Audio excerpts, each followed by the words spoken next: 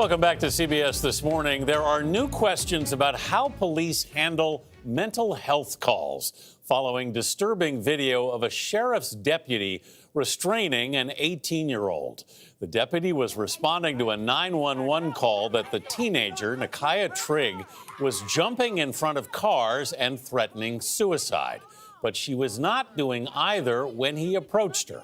Our national correspondent, Jerika Duncan, spoke with the teenager's mother. Hi, Jerika. Good morning. Good morning. The teenager's mother, as you all can imagine, is highly upset by this. The Kaufman County Sheriff's Department is conducting an internal investigation. The deputy is currently on administrative leave, but the family says he deserves to be fired after what they say was an assault on Nakia Trigg and are questioning why he responded in the first place. We want to warn you, some of the video you're about to see is disturbing. What's wrong? Newly released body cam footage shows a sheriff's deputy, only identified as Martin, following a barefoot 18-year-old Nakia Trigg as she was walking home last Tuesday. What's your address? The sheriff's office had received calls about a young lady in the neighborhood attempting suicide by jumping into oncoming traffic. There's a young lady, an African-American lady, that is walking in the middle of the street. I'm keeping an eye on her because I don't want anything to happen to her. 3 people have already had to swerve out of the way, me including. The situation escalates when Martin tries to stop the visibly upset teen from walking away. So we got a call that you were jumping out in front of cars, so I can't let you go walking off on me now, Can I go home? Well, where do you live? I want to tell you. Okay, so you can't go anywhere, okay? You got to talk to me. Okay? Let me call my sister. I don't want you to hurt me. I'm not going to hurt you, okay? Okay. Stop pulling away. I don't want you to hurt me. I'm not gonna hurt you. If you keep pulling away, I got to put you in handcuffs, though. Martin's body camera falls to the ground, but for more than 2 minutes, the officer is on top of Trigg. I can't breathe. Please don't get off of me. She was probably afraid that she was about to be arrested or worse. He's expecting a person who is in a crisis to be able to calm down and follow commands. And I don't know how realistic that is. Lisa Daly is with the Treatment Advocacy Center. She says people with mental health concerns are at higher risk of dying when interacting with police. What do you think could have been done differently? You can have first responders that are not police, or that the police are available, but they aren't the primary response. So you might have somebody who's really trained in de-escalate.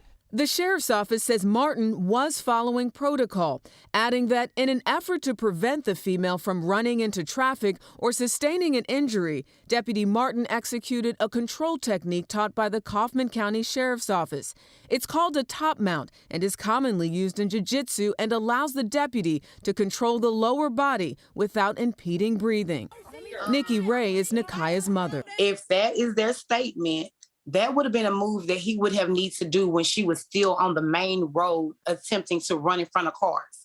When he got out of his vehicle and approached my daughter, she was on the sidewalk and about to cross the street, headed home. When she arrived on scene, she heard her daughter saying she couldn't breathe. Do you wonder what would have happened had you not gotten there sooner?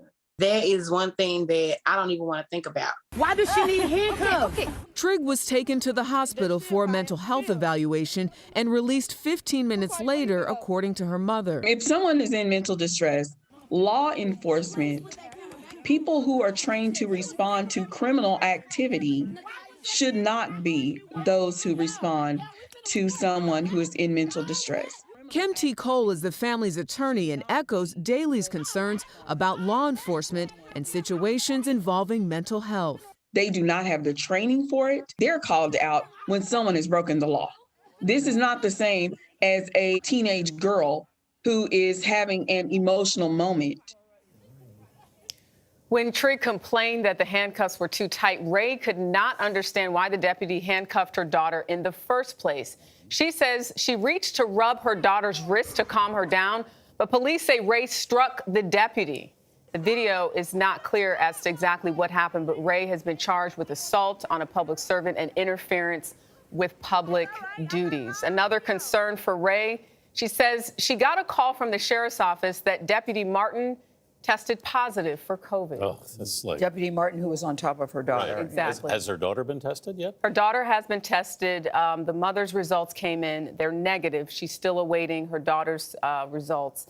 But this is, you know, we cover these stories all the time. Yes. And it's, you're thankful that we have the video Yes. so that we can ask those questions. You know, this is under investigation and the officer's on administrative leave. I'm thankful. I'm so glad that the girl is alive. Yep.